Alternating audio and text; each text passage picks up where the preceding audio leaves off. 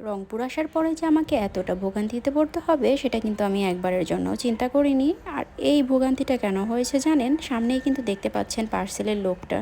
আসলে আমি এই পার্সেলটা অর্ডার করেছিলাম আরও 12 দিন আগে, আর আজকে এনে আমার হাতে দিচ্ছে, তাহলে বুঝেন কি একটা অবস্থা। আমি পাঠিয়েছিলাম, ঠিকানা দিয়েছিলাম রংপুরের, আর ওনারা পাঠিয়ে দিয়েছে দিনাজপুর। ভাবেন কি একটা অবস্থা! আল্লাহ, লাস্ট 12-13 দিন পরে হচ্ছে আমার পার্সেলটা হাতে আসে। তবে পরিস্থিতি যাই হোক না কেন, ব্যাটাকে গালিগালাজ করতেই হবে, কারণ পার্সেলটা ওই দিকে পাঠানোর কোনো মানেই ছিল না।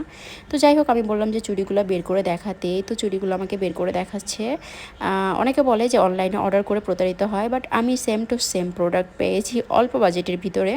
আর এত সুন্দর হয়েছে প্যাকেজটি, আমি কি বলবো সেটা একটু পরেই দেখতে পারবেন। আর এই যে কয় টাকা দিয়েছি সেটা কিন্তু আপনারা দেখতেই পাচ্ছেন, যে এতগুলো চুড়ি মোট কয়টা টাকা নিয়েছিল। সেই হিসাবে চুড়িগুলো কিন্তু আমার তুলনামূলকভাবে অনেক বেশি ভালো লেগেছিল।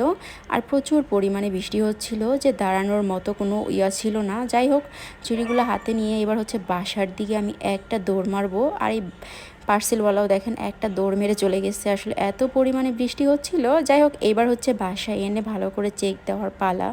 আর এই তো দেখেন রংপুরের পার্সেল লেখা থাকা সত্ত্বেও কীভাবে দিনাজপুর পাঠিয়ে দিয়েছিল।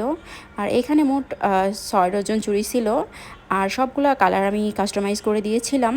আর পেজটা যেহেতু ছোটো, আমি ভাবলাম কেমন না কেমন হবে, তবে যাই হোক আনার পরে দেখি মাশাল্লাহ অনেক বেশি সুন্দর হয়েছে। আর আমার শাড়িগুলো যে কালার, সেগুলো হচ্ছে আমি জাস্ট অর্ডার করে দিয়েছিলাম এখান থেকে। আমি একটা হচ্ছে গোছায় হাতে নিলাম, দেখেন কত সুন্দর লাগতেছে না?